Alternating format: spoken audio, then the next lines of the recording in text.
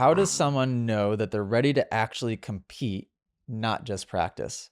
I got asked this question at last class. I get asked this actually all the time inside the app. I think you need to know that you can maintain the mindset on race day of sticking to the game plan with all the other variables thrown in, with kind of the nervous anxiety of the race, withstanding the pressure to be competitive. I've for a while now, I've really put my foot down and said that competitiveness is not really something that will benefit you, believe it or not. I believe that being creative, you're operating on a completely different plane. And I've said for a while now that Jet rides with creativity more than he rides with competitiveness. Being a competitor, operating, being motivated by just competitiveness is more operating from lack, right? It's hoping the other person does poorly so you could do better. Operating with creativity, you'll move more like somebody that is just growth mindset, just trying to get better, and therefore you want other people also to challenge you to get better. So it's more of like a rising tides lift all ships type of situation. And I know that that mindset is hard for people to embrace sometimes, or a lot of times, but you've got to be very smart about how you approach a race day.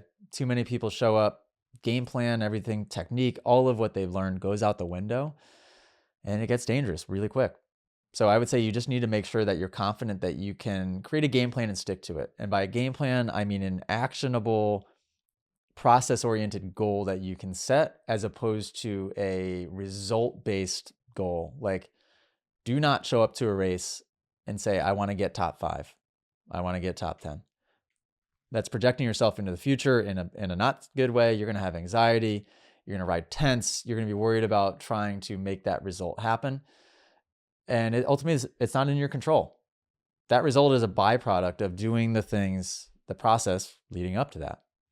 So a process-oriented goal, one example would be, okay, today, in race day, it's Saturday, I've spent this week riding with both feet on the pegs. My footwork's been really good.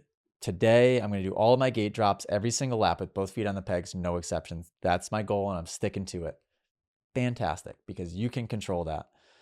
What place do you get after that? Who cares? In fact, what you'll find is if you stick to that game plan and focus on both feet on, focus on the thing you can control, which is you'll probably find that the end result will actually end up being better. That's the paradox to the whole thing. You try to force things and, well, it's probably not going to work. If you guys enjoyed that podcast clip, you can listen to full episodes on Apple Music and Spotify.